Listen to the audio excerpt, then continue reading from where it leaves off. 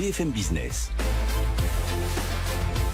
Vos placements, nos conseils, BFM Bourse. Guillaume Sommerer.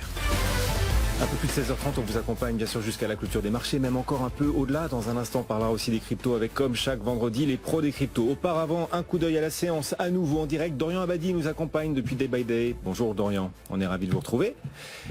Bonjour Guillaume. Vous êtes là, on est ravis de vous retrouver donc. Et ce rapport sur l'emploi américain qui surprend tout le monde quand même. Beaucoup plus de création de postes qu'attendu aux États-Unis. Toujours cette résilience donc du marché de l'emploi et les salaires qui progressent aussi beaucoup plus qu'attendu. Ça met un peu plus de pression à nouveau sur la Fed. Les taux américains remontent, le dollar aussi. Et du coup, les actions américaines reculent. 1% de baisse pour le S&P, 1% de baisse aussi en ce moment pour le Nasdaq. On a envie de dire qu'en Europe, on s'en sort bien, Dorian, cet après-midi. On surperforme une nouvelle fois Wall Street. Le CAC ne perd que 0,1% en ce moment. Absolument, le CAC encaisse une petite baisse très limitée qui d'ailleurs ne devrait pas remettre en cause sa performance hebdomadaire aux alentours de 0,45, 0,50%. Ce serait donc ce soir la 9e semaine consécutive de hausse pour le CAC.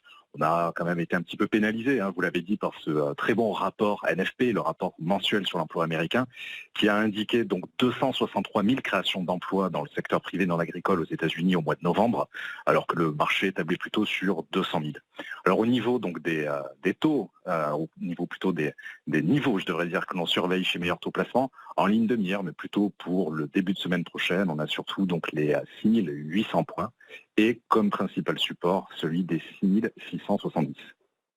Voilà, c'est quelques repères. Un petit mot aussi des devises, parce qu'il est intéressant de voir la réaction du dollar au rapport sur l'emploi américain, beaucoup plus dynamique encore qu'attendu. Et le dollar remonte du coup assez nettement la pente. L'euro recule, on était au-dessus d'un dollar 0,5 avant la publication du rapport sur l'emploi américain. On est repassé en dessous. L'euro face au dollar ne vaut plus que 1,0459 en ce moment, Dorian. Absolument, donc on a cassé ce niveau assez symbolique de 1,05 $ pour 1 euro.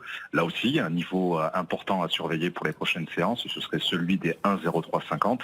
Et c'est vrai qu'on est clairement, à l'image des derniers mois, complètement suspendu donc aux spéculations autour de la politique monétaire de la Fed.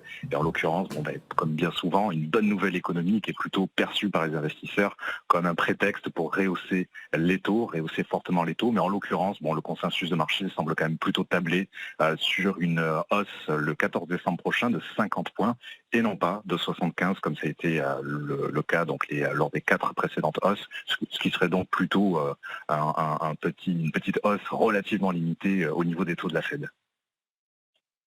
Dorian Abadi, merci beaucoup. Merci. Depuis Day by Day en direct avec nous, le CAC 40 est en repli toujours, mais très limité, moins 0,1%. Et on signe, vous le disiez, on signe toujours une 9e semaine de hausse pour l'instant sur les marchés européens. On verra si cela tient jusqu'à la clôture des marchés tout à l'heure, qu'on vivra bien sûr aussi en direct.